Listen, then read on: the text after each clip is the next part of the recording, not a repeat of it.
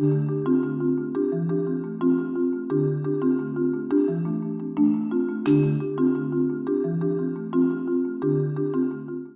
Montagne, cher Vincent, président du SNE, pardon. Vous voyez, l'émotion. Promis, dans 4 assises, 4 rencontres de la librairie, je serai à l'aise avec ce genre de choses. Donc, nous sommes ravis d'accueillir Aurélie Filippetti, ministre de la Culture et de la Communication, et nous sommes ravis d'accueillir Vincent Montagne, président du Syndicat national de l'édition. Voilà, ça va mieux comme ça. Et d'ailleurs, je vais lui passer la parole tout de suite, cher Vincent.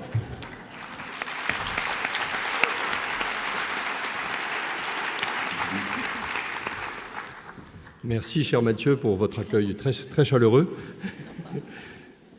et très amical. Madame la ministre, cher Mathieu de Montchalin, chers amis libraires, à l'occasion du Salon du Livre, vous rappeliez, Madame, le rôle essentiel du livre comme ferment de citoyenneté et d'intégration. La semaine dernière avait lieu à la Comédie-Française la première finale des petits champions de la lecture et nous avons pu vraiment le constater avec une certaine émotion. 10 finalistes de CM2 lisant à haute voix un texte de la littérature française en présence de leurs auteurs, c'était objectivement un moment exceptionnel et d'une rare sensibilité. Et je voudrais vraiment remercier les libraires qui ont accueilli une étape de ce championnat auquel ont participé 15 000 candidats dans toute la France. Je suis sûr que cette initiative, dont c'est la première édition, prendra plus d'ampleur l'an prochain. Pourtant, nous assistons au recul de la culture du livre au profit de la culture des écrans, comme l'analyse l'avis de l'Académie des sciences intitulée « L'enfant et l'écran ». Le grand enjeu est de parvenir à enrayer la diminution de la lecture des livres aujourd'hui. Et le rôle des libraires est évidemment indispensable à cet égard, et je pense que toutes sortes d'initiatives, comme celle des petits champions, doivent être imaginées ensemble. Nous avons la chance, en France, d'avoir de nombreuses et magnifiques librairies qui jouent ce rôle essentiel de présence sur l'ensemble du territoire. J'écoutais les précédentes interventions et ce développement qui se fait jour dans d'autres pays sur l'importance du mouvement du bail local pour encourager et valoriser ce lieu essentiel. Aujourd'hui, je suis venu porter un message de solidarité des éditeurs. Vous le savez, mais depuis de nombreuses années et de longues années, les éditeurs s'engagent auprès des libraires de multiples façons en innovant par des outils interprofessionnels.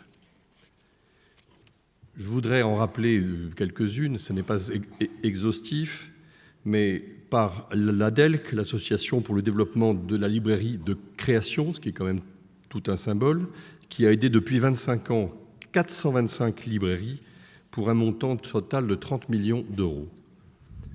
Par Dilicom, qui a permis de réduire le coût des commandes et dont le nouvel outil de prêt numérique en bibliothèque qui permettra aussi aux libraires de participer aux offres de livres numériques aux bibliothèques.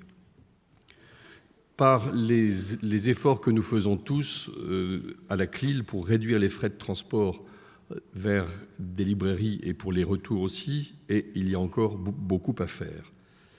En s'étant battu également pour le label de la librairie de référence pour que le livre soit exempté également de la loi LME sur les délais de paiement. Enfin, en encourageant l'ASFORED à développer ses formations en direction des libraires, et c'est précisément le cas ici dans le Sud-Ouest. Il reste bien sûr qu'individuellement, de diverses façons, les éditeurs, depuis vos rencontres de Lyon il y a 2 ans, ont pris une certaine conscience des problèmes et ont pris des mesures concrètes en faveur de la trésorerie ou de l'information des libraires. Je suis également venu vous dire et vous rappeler que la création elle-même est fragile. Les auteurs étaient inquiets sur le contrat numérique, nous les avons entendus et avons réussi ensemble avec le Conseil permanent des écrivains à actualiser le contrat d'édition et l'adapter aux nouveaux développements numériques. Merci, chère Aurélie Filippetti, pour votre engagement déterminant dans la réussite de cet accord. Dans ce temps de mutation, il faut continuer à investir dans ce qui fait la réussite de la chaîne du livre, la prise de risque éditoriale, parce que c'est elle qui construira les best-sellers de demain. Beaucoup de petites maisons d'édition sont aujourd'hui à la peine. Nous en avons un grand nombre parmi nos 650 adhérents.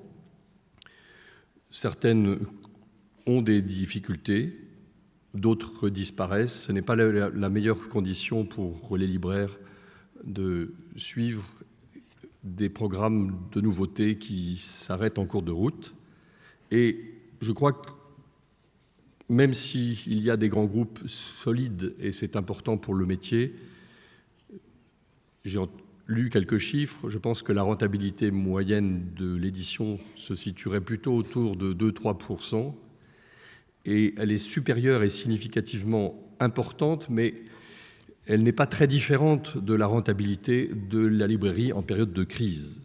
Et je pense que dans les périodes de crise, plus qu'en tout autre temps, notre avenir à tous nous appartient. Et il n'y a aucune fatalité. Premièrement, n'oublions pas le lecteur, le consommateur ou même la communauté de lecteurs, comme je l'entendais ce matin. C'est lui qui a toujours le dernier mot. Donnons-lui les moyens de répondre à ses attentes, services de proximité, conseils, informations et livraison rapide. Nous avons en effet l'obligation de nous former et de nous transformer. Et ceci, vraiment, je le prends à mon compte parce que nous avons besoin peut-être de créer ensemble des formations éditeurs libraires sur nos défis communs. Comment limiter les retours, réduire les factures de transport, améliorer les délais et promouvoir des offres numériques adaptées aux clientèles. En cette période de croisée des chemins, rien de sérieux ne se fera sans une confiance réciproque. Et il nous semble que les engagements volontaires vont bien plus loin que les solutions imposées. C'est pourquoi je voudrais vous dire aujourd'hui que nous réaffirmons notre volonté d'aider la librairie, en priorité les libraires qui redoublent de créativité pour développer leur activité. Et je suis heureux, au nom du syndicat, de vous annoncer un effort sans précédent, un effort des éditeurs exceptionnels qui se sont fixé l'objectif volontaire de financer à hauteur de 7 millions d'euros un fonds complémentaire d'aide à la librairie. Ces contributions de volontaires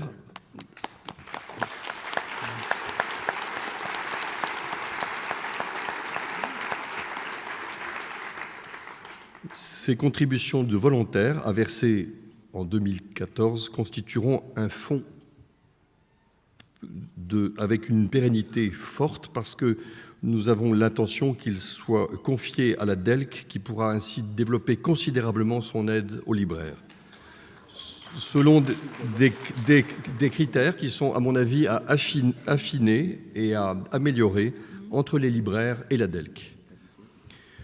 Le marché du livre, je voudrais vous dire en conclusion, n'est pas un gâteau qu'on se partage, mais une valeur à créer et à renouveler constamment. La vision statique du chacun pour soi est mortifère, et par ce geste concret et fort, nous voulons ainsi créer une dynamique de solidarité. Permettez-moi, en conclusion, chers libraires, de citer ce mot de Stendhal à sa sœur Pauline. La lecture, c'est un magasin de bonheur, toujours sûr, et que les hommes ne peuvent nous ravir. Vive notre métier, il n'en est pas de plus beau.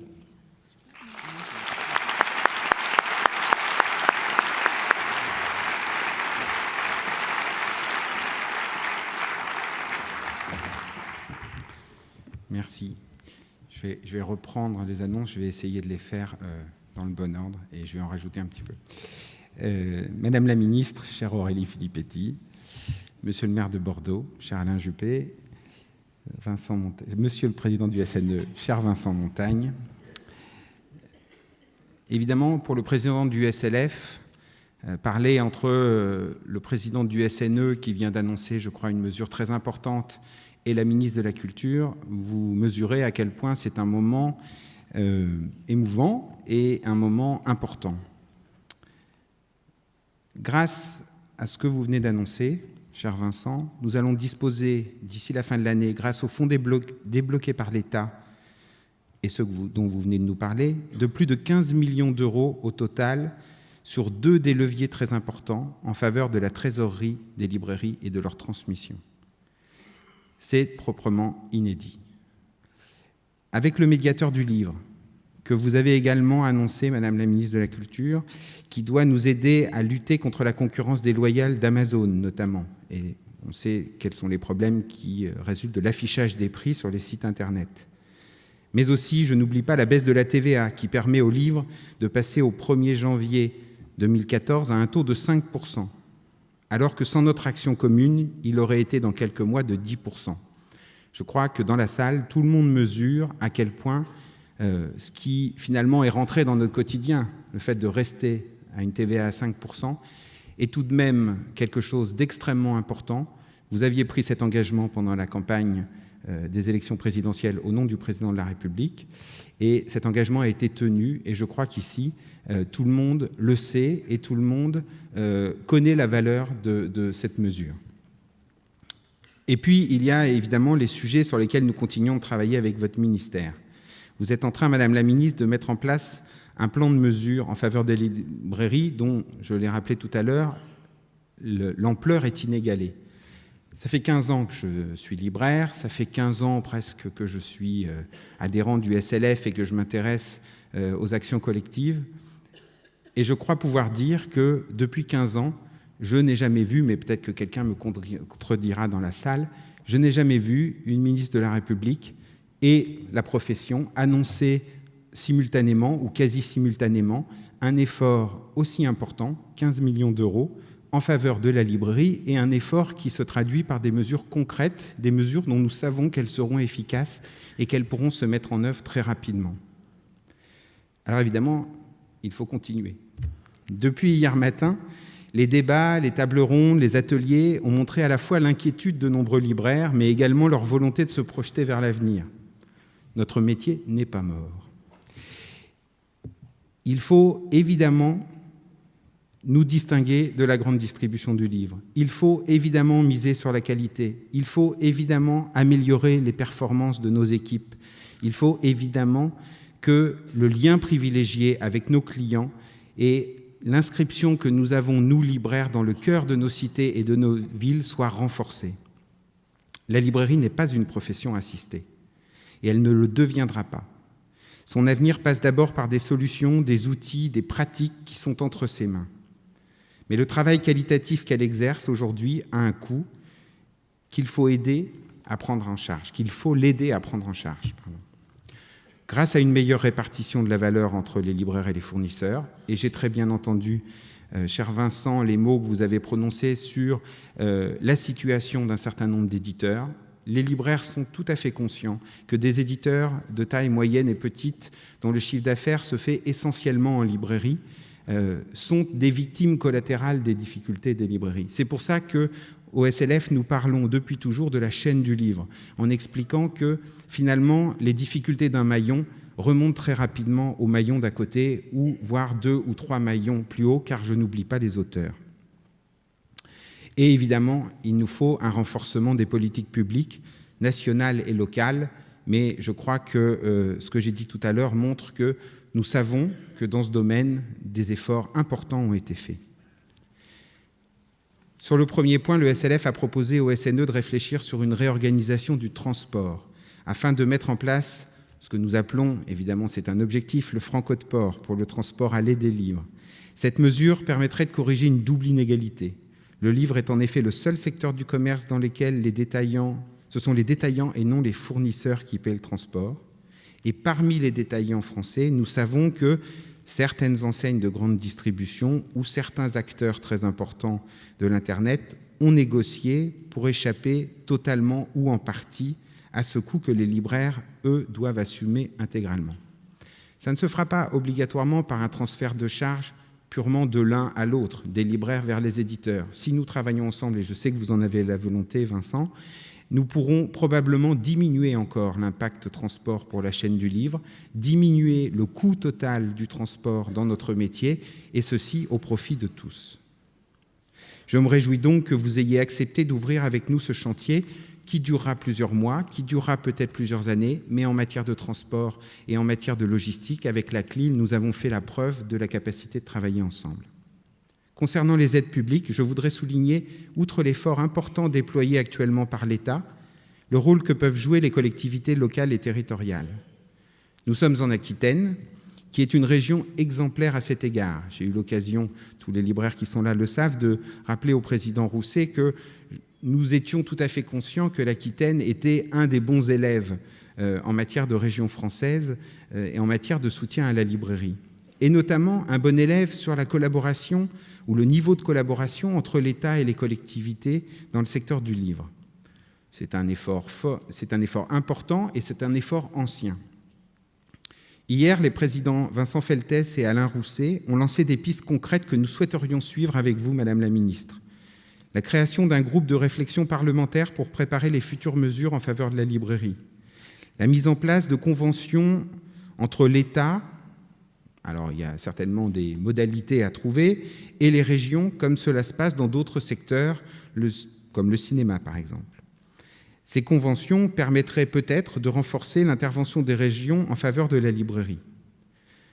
Évidemment, il faudrait que ça se fasse avec une forme d'égalité entre les régions, car il y a aujourd'hui une grande disparité entre les dispositifs régionaux. Vous m'avez dit en aparté tout à l'heure que c'était des sujets complexes et que probablement il fallait en parler en détail.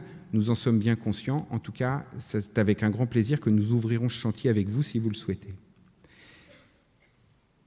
La création d'un établissement public foncier régional permettant de préempter des locaux en faveur de l'implantation ou de la réimplantation des librairies avec des niveaux de loyer correspondant à leur économie. Vous connaissez trop bien les dossiers du livre pour que je vous rappelle à quel point ces charges de loyer peuvent être des véritables coupe-gorge pour des librairies au moment du renouvellement des baux. Enfin, l'ouverture d'une réflexion au niveau des associations d'élus et du Parlement sur le rabais de 9% des ventes aux collectivités et sur la place des librairies dans le marché des fournitures scolaires, papier et numérique. Et même la poursuite du débat sur le rabais de 5% aux particuliers. Vous le voyez, Madame la Ministre, vous avez lancé une mobilisation qui rallie aujourd'hui tous les professionnels du livre, les collectivités locales et territoriales, et qui va nous permettre d'aller encore plus loin pour que cette profession essentielle puisse continuer à apporter au cœur de nombreuses villes françaises la part de culture qu'elle apporte aujourd'hui. Je vous remercie.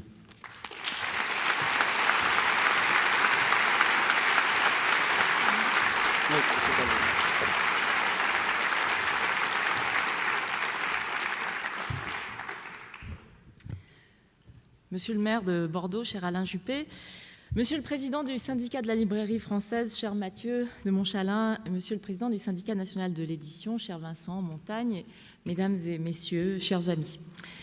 Donc Bordeaux est pour 2 jours la capitale de la librairie indépendante, et c'est un rôle qui n'est pas usurpé puisque Bordeaux, c'est une ville d'authentiques libraires, évidemment qui font honneur à la profession. On pense en particulier à Ariane Tapinoz pour la librairie Contine, à Hélène de Lignéris pour la machine à lire et bien entendu à Denis Mola, le président du Cercle de la librairie. J'ai tenu à ce que le ministère de la Culture, mes services et le Centre national du livre soient partenaires de ces rencontres et je suis heureuse d'être parmi vous pour vous assurer du soutien du gouvernement. Je veux remercier aussi la ville de Bordeaux, la région Aquitaine et la communauté urbaine, toutes les contributions publiques et privées qui ont permis de soutenir le SLF dans l'organisation de cet événement extrêmement important. Les rencontres de Lyon en 2011 avaient porté la question de la librairie sur le devant de la scène avec beaucoup d'acuité. Les responsables politiques et plus largement l'opinion publique, je crois, avaient pris conscience à ce moment-là qu'en 10 ans, la situation des commerces culturels s'était fortement dégradée, que la révolution numérique entraînait un ébranlement dans notre système d'accès aux livres et qu'il fallait s'y adapter et trouver les conditions d'épanouissement de notre écosystème du livre à l'ère du numérique. Alors en même temps, c'est vrai que le numérique n'est pas la source de toutes les difficultés, et je le dis d'autant plus volontiers que Pierre Lescure vient de me remettre son rapport sur l'acte 2 de l'exception culturelle, justement à l'ère du numérique. Ce rapport, vous en avez pris connaissance, il porte un regard très volontaire et très positif, sans dogmatisme, sur ce que les industries culturelles au sens large peuvent attendre du numérique. Le numérique a investi la filière du livre et peut-être que dans votre domaine plus que dans d'autres, les professionnels ont commencé à s'y adapter, à s'y préparer avec beaucoup de courage, mais aussi de sérénité. C'est ce que Pierre Lescure a souligné. Et c'est ainsi qu'en mars dernier, Vincent Montagne l'a rappelé, auteurs et éditeurs sont parvenus, sous l'égide du ministère de la Culture, à un accord sur le contrat d'édition à l'ère du numérique, après plus de 4 années de négociations. Vous savez à quel point je tenais à cet accord, mais rien n'aurait été possible sans le sens de la responsabilité des différents acteurs de la chaîne du livre, qui ont montré ainsi, et ces mots sont doux à mon oreille, qu'ils faisaient preuve de solidarité, et Vincent Montagne vient de le redire, et de solidarité et de responsabilité. C'est dans ce même esprit de responsabilité partagée entre l'État et les professionnels que nous avons travaillé à l'élaboration d'un plan en faveur de la librairie. La volonté de parvenir à des résultats a déjà permis quelques fruits. Nous devons aussi savoir que ce n'est pas le numérique qui a détourné peu à peu nos concitoyens de la lecture, puisque la baisse de la lecture, on le sait, a commencé déjà avant la révolution numérique. Nous savons aussi que de l'autre côté, le commerce du livre va, et encore pour longtemps, et sans doute pour toujours, mais nous ne serons plus là pour le voir, consister à vendre un bien matériel. Le livre, même à l'heure d'Internet, reste un moyen de communication, d'échange, de partage d'une remarquable modernité. Mais bien sûr, l'économie du livre, le métier de libraire, eux, évoluent et doivent évoluer encore plus rapidement que par le passé pour prendre en compte les bouleversements de l'économie numérique.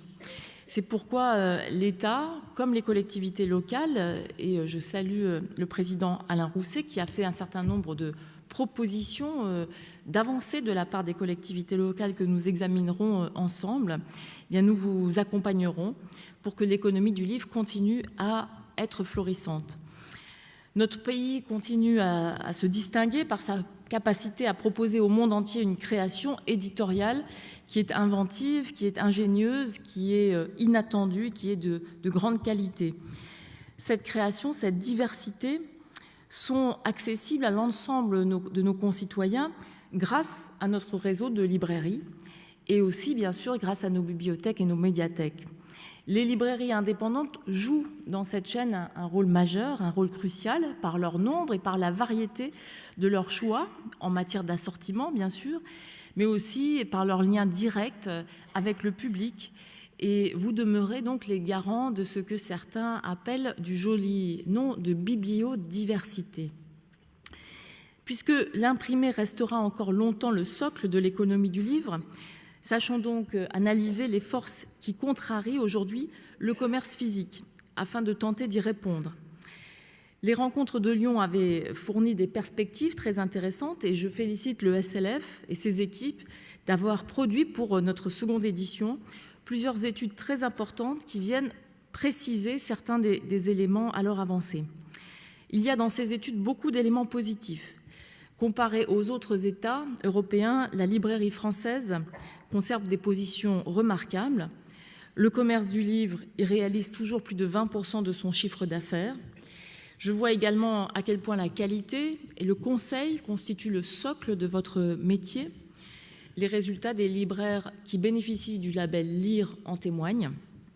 Je vois aussi avec beaucoup de satisfaction que certains éditeurs ont su assouplir leurs conditions commerciales et je veux encourager ici tous les acteurs de cette branche à suivre cet exemple. Je suis en effet persuadée que la réussite de la politique du livre et de la lecture tient au fait qu'elle est fondée sur la recherche et le maintien de grands équilibres entre les acteurs qui composent la chaîne du livre. Alors que le secteur se trouve dans une mutation importante du fait de l'essor de la vente en ligne, alors que le développement annoncé du livre numérique pourrait modifier radicalement les conditions de l'accès aux œuvres, comme leur mode de commercialisation, ces équilibres, nous devons aujourd'hui les repenser et les renforcer par la solidarité entre tous les acteurs de la filière. Mais je ne veux pas que vous vous mépreniez, je vois aussi que les risques qui avaient été identifiés en 2011 sont toujours là, et parmi les charges, les loyers qui sont de plus en plus pesants pour les commerces culturels. Ils justifient l'alarme lancée par Louis Gallois, qui affirmait récemment que le prix de l'immobilier en France était l'un des principaux freins à la compétitivité. Je suis donc tout à fait favorable à la proposition d'Alain Rousset de lancer un débat sur les capacités d'action des collectivités territoriales en matière de baux commerciaux pour les commerces culturels. Il faut que nous ouvrions ce débat. Aujourd'hui, il existe une possibilité de préemption en faveur des commerces culturels par les collectivités territoriales. Si les collectivités le souhaitent, il faut évidemment qu'elles puissent aller plus loin. Nous travaillons aussi avec ma collègue Sylvia Pinel, qui est ministre du Commerce et de l'Artisanat, sur la question du prix des baux en centre-ville. Et évidemment, c'est une question qui est en première ligne dans les échanges avec les collectivités locales. La pression sur les parts de marché, elle n'a pas non plus diminué. Au cours des 10 dernières années, les libraires en ligne ont fortement concurrencé la librairie indépendante. Certains, d'ailleurs, sont plus des vendeurs en ligne que des libraires en ligne, tant leur capacité de conseil, d'orientation est finalement minime eu égard à leur force de prescription commerciale selon de simples critères marketing. Donc cette concurrence a évidemment conduit des modifications dans le comportement de consommation des Français. Nous n'irons pas contre ces mouvements de fond, mais il faut permettre aux libraires, et en particulier aux libraires indépendants, d'utiliser eux aussi au mieux les outils finalement que leur donne le numérique pour se faire encore davantage connaître et pour rayonner. Donc je veux encourager les libraires à rejoindre les sites de vente en ligne de livres papier ou de livres numériques qui existent déjà. On en connaît déjà certains, les libraires.fr, la librairie.com. Il y a des aides du CNL qui permettent d'ailleurs aux libraires de rejoindre ces sites. Mais nous savons tous que cela ne suffit pas, puisqu'aujourd'hui, il y a des conditions de concurrence qui ne sont pas équitables. La librairie a révélé, peut-être la première, toute l'importance de la fiscalité comme arme concurrentielle aujourd'hui. Et nous savons comment quelques grands acteurs du numérique peuvent tourner à leur avantage les failles dans les règles internationales de la fiscalité. Les choses évoluent. On sait qu'au sein de l'Union européenne, la question de la TVA permettra à partir de 2015, mais avec une évolution jusqu'en 2019, donc il y aura une période de transition qui sera malgré tout longue, en tout cas que la TVA soit payée au pays de l'acheteur, ce qui sera déjà plus favorable aux libraires, en tout cas moins excessivement favorable à certains sites de vente en ligne.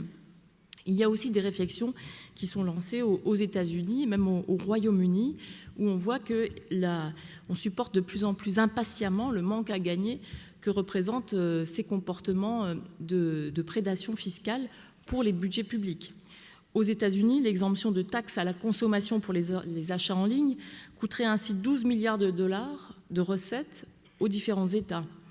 Et cette niche fiscale qui avait été initialement prévue pour encourager le développement du marché balbutiant du commerce en ligne provoque désormais un tel débat outre-Atlantique que le Congrès a même inscrit à son agenda le vote d'une nouvelle contribution qui porte pour l'instant le nom significatif de taxe Amazon pour rétablir les conditions d'une meilleure concurrence entre les différents types de commerce. Donc on voit là encore, comme dans d'autres sujets d'ailleurs, que l'exception culturelle, c'est-à-dire les mécanismes fins de régulation économique permettant d'assurer la diversité de la production et de la création culturelle, ces mécanismes d'exception culturelle ne sont pas des mécanismes franco-français, ni même ceux de la vieille Europe contre les pays anglo-saxons, mais que ce sont des réflexions qui existent dans chacun de ces pays, y compris aux États-Unis. Donc des évolutions sont à attendre sur ces questions essentielles et difficiles de la fiscalité, du contournement des règles fiscales. Elles s'inscrivent pour nous, évidemment, en France, dans un contexte européen. Et évidemment, c'est pourquoi ces évolutions qui arriveront à moyen terme, en 2015, je vous l'ai dit, nécessitent que nous puissions prendre des mesures plus directement opérationnelles et tout de suite. Le président de la République, Mathieu de Montchalin, l'a rappelé, s'est fortement engagé sur la question du livre. Il vous l'a rappelé encore récemment. Nous avons, dès le mois de juin dernier, ramené le livre au nombre des produits de première nécessité avec un taux de TVA à 5,5 dès l'été 2012, qui passera à 5% au 1er janvier 2014. Cette décision, dans le contexte qu'on connaît, n'est pas neutre. Elle montre évidemment l'importance que nous accordons au secteur du livre et aux librairies, qui sont l'un des maillons essentiels de cette filière. L'application dès 2013 du taux de TVA à 5,5 sur le livre numérique cette fois, alors même, et chacun en avait pleinement conscience, que ce serait contesté au niveau européen, montre aussi l'engagement sans faille du président de la République et du gouvernement en faveur du livre sous ses différents aspects, et donc y compris du livre numérique. Et nous continuerons à défendre ce principe de neutralité technologique à Bruxelles. Alors j'ai également souhaité, dès l'an dernier, dès l'été dernier, lancer les travaux pour un plan en faveur de la librairie indépendante. Une année plus tard, où en sommes-nous ? Eh bien, il y a un certain nombre de rapports qui ont été rendus, des groupes de travail avec des discussions bien engagées. À chaque fois, les enjeux qui étaient relevés étaient ceux de l'augmentation des charges, donc je l'ai déjà évoqué, donc de la nécessité d'avoir une gestion optimisée. Je suis désolée pour ce terme technique, mais c'est aussi le reflet de l'activité commerciale que vous assumez tous.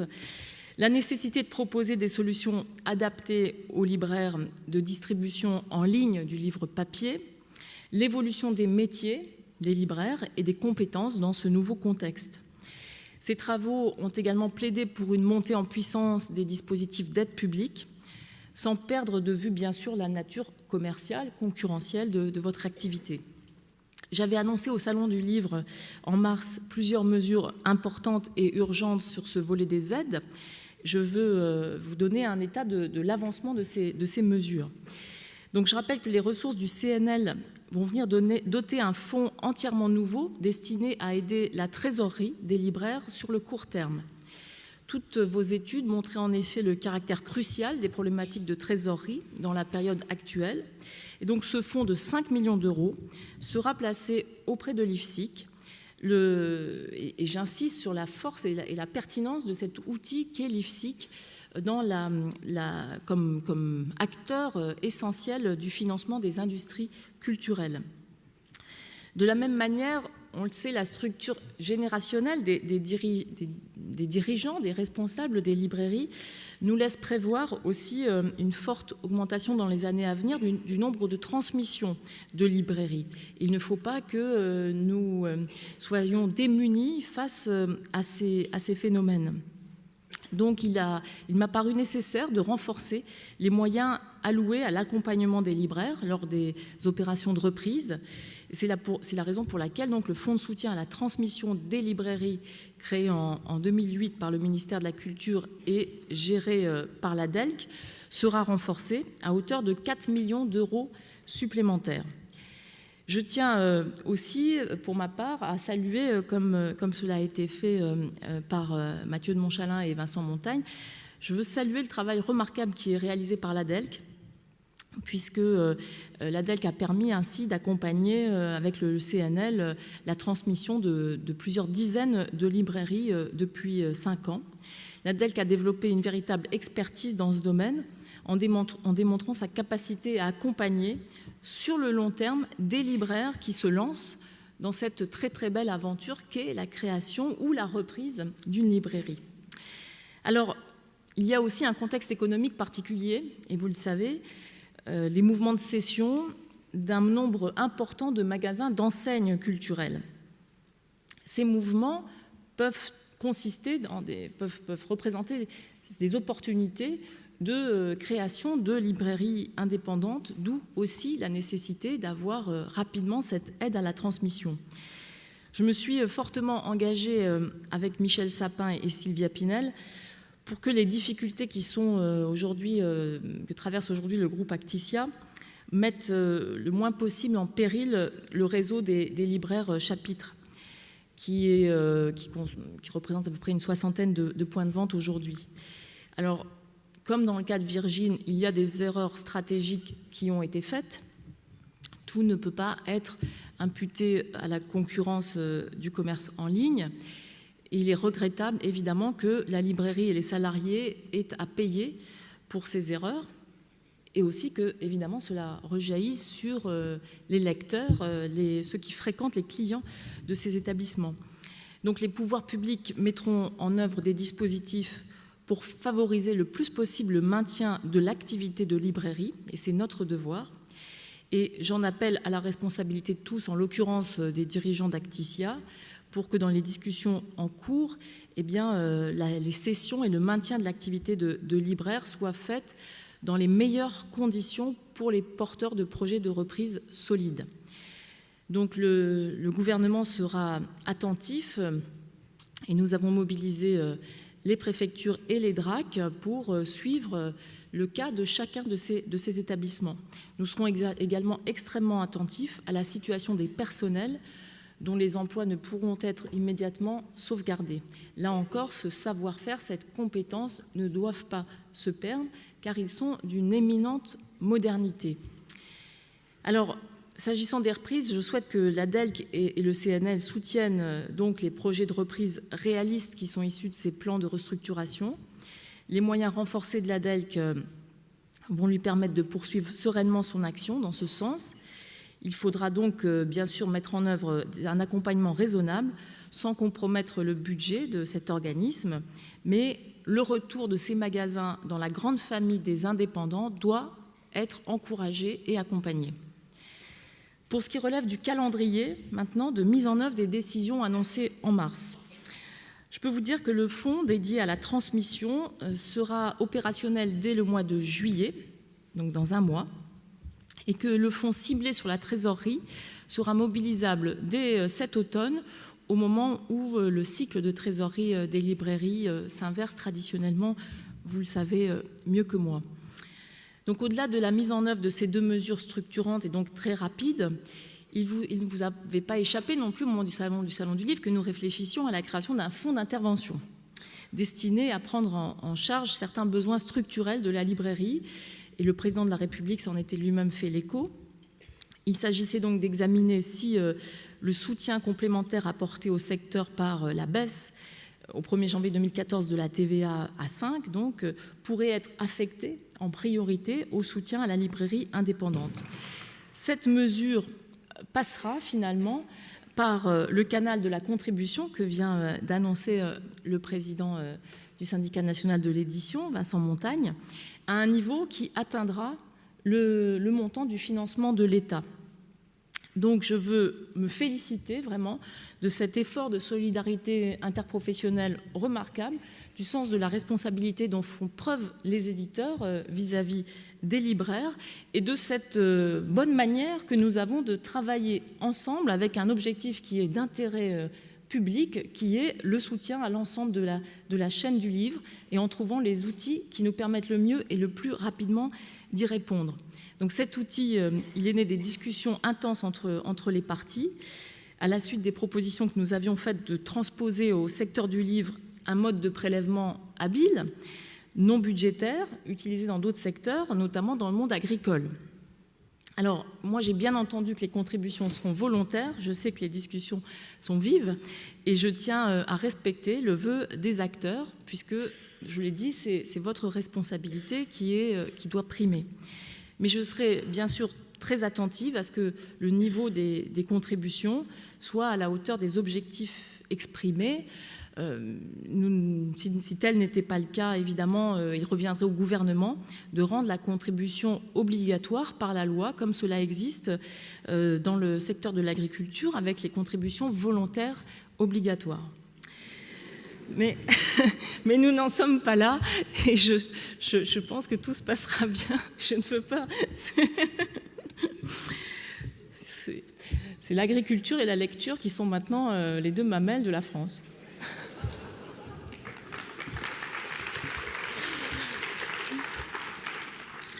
Alors, comme le syndicat national de l'édition a fait une annonce très forte, moi je veux aussi vous annoncer un nouvel engagement de la part du gouvernement.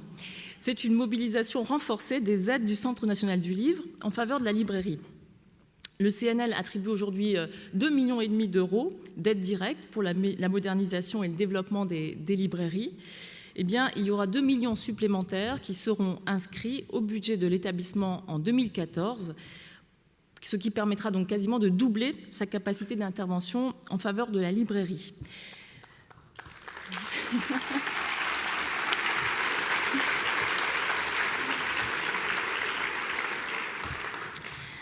Le financement donc d'un plan ambitieux pour la formation, pour le renforcement des compétences des libraires dans les domaines économiques ou dans les domaines numériques, notamment pour permettre justement de s'inscrire dans ces sites de vente en ligne coopératifs.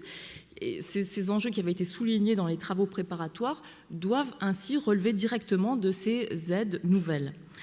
Donc, dans une période où, vous le savez, les ressources des établissements publics sont observées avec une grande attention par le ministère du Budget, c'est encore une mesure qui marque la priorité très claire que j'entends donner à la librairie et à ses préoccupations. Cet effort important de doubler les aides en faveur de la librairie sera sanctuarisé dans le budget du CNL. La concertation que j'ai lancée au printemps pour la réforme du régime d'aide et à laquelle vous participez, et je vous en remercie, devra aussi nous aider à trouver les marges qui seront nécessaires. Mais je peux aussi vous annoncer qu'il n'y aura pas de ponction sur la taxe affectée au CNL pour l'année 2014. Et là aussi, c'est le signe de la volonté, de la priorité donnée par le gouvernement au secteur du livre. Donc l'addition de ces mesures constitue à mon sens un effort en faveur de la librairie très conséquent. J'espère que vous en serez satisfaits. J'espère surtout que ces mesures vont être efficaces et nous resterons bien sûr à vos côtés pour analyser, évaluer leur efficacité et, le cas échéant, apporter les modifications et les améliorations nécessaires. Mais enfin, il y a la question des aides, il y a aussi d'autres volets sur lesquels la concertation engagée à l'automne dernier permettait d'élaborer certaines pistes. Mathieu a parlé du médiateur du livre, qui serait chargé donc de faire respecter l'ensemble des dispositions des lois sur le prix unique du livre, 81 et 2011 avec le livre numérique. Le médiateur doit permettre de restaurer un équilibre au sein de la filière du livre. Je pense aussi à l'assermentation des agents publics du ministère de la Culture pour constater les éventuelles infractions aux lois sur le prix du livre, sur la base desquelles pourront être engagées plus efficacement des poursuites, et ce, quel que soit le canal de diffusion concerné. Ce que je peux vous dire, c'est que les textes législatifs sont prêts, ils sont élaborés. La direction, la DGMIC, la Direction générale des médias et des industries culturelles, et en son sein le service du livre et de la lecture y ont travaillé avec beaucoup d'efficacité. Et aujourd'hui, eh bien, vous connaissez l'engorgement du Parlement, donc nous cherchons un créneau de discussion parlementaire, mais en tout état de cause, dans des délais très raisonnables. Cela ne saurait dépasser le premier trimestre de l'année 2014. Enfin, pour la question de l'avantage concurrentiel de certains distributeurs numériques internationaux qui se jouent des législations fiscales, eh bien, là encore, la solution, elle est européenne. Mais dans cette mesure, la question de la gratuité des frais de port, qui est offerte par les sites de commerce en ligne, en supplément du rabais de 5% autorisé aux particuliers, me semble désormais devoir être interrogée.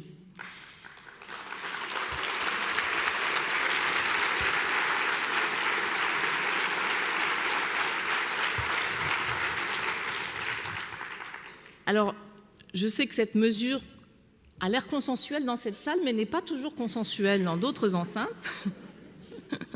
En tout cas, elle permettrait de faire respecter l'esprit de la loi de 81 et donc, puisqu'on le sait, aujourd'hui, le livre est souvent utilisé par certains sites comme un produit d'appel pour vendre autre chose, pour vendre d'autres produits. Donc, je vois évidemment un moyen dans l'encadrement de cette pratique pour rétablir des conditions de concurrence qui soient plus équitables. Et donc, nous allons continuer d'y réfléchir et d'y travailler dans un esprit d'ouverture et positif, avec le Cercle de la librairie, avec le Syndicat national de l'édition et avec l'ensemble des professionnels.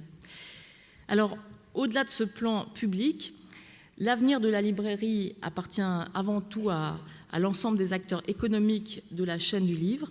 C'est une évidence qu'il est bon de rappeler.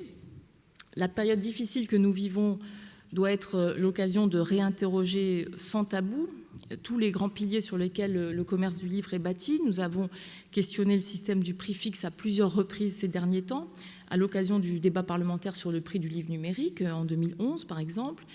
Et il est très sain, je trouve, de ne jamais tenir aucune réglementation comme acquise définitivement.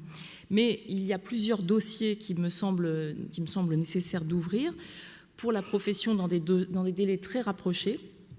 Alors, outre la question donc, des frais de port, il y a la question du transport, dont le coût n'a cessé d'augmenter, dont les délais devenaient un handicap au regard de ceux des acteurs du commerce électronique. Je sais que certains distributeurs ont bougé sur ce plan et aujourd'hui assurent un objectif de livraison en 48 heures, qui est évidemment nécessaire, même indispensable pour satisfaire les clients. J'encourage tous les distributeurs à s'engager dans le même objectif. De même, nous pouvons nous interroger légitimement et sérieusement sur le niveau des retours.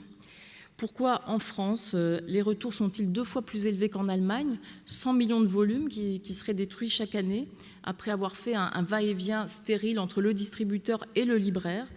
Il y a évidemment là une déperdition d'efforts, une déperdition de moyens qui se chiffre sans doute en centaines de millions d'euros. Et voilà des sommes qui pourraient être bien plus utilement employées et redistribuées.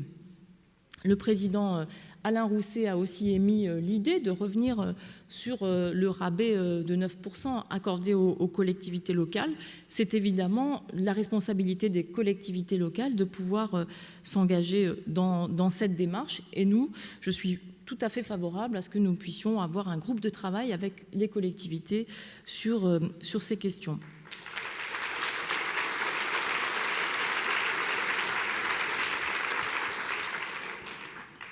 Et ce qui est important, c'est que chacun puisse réfléchir dans une démarche collective. Je crois que c'est l'esprit qui anime nos travaux depuis plus d'1 an.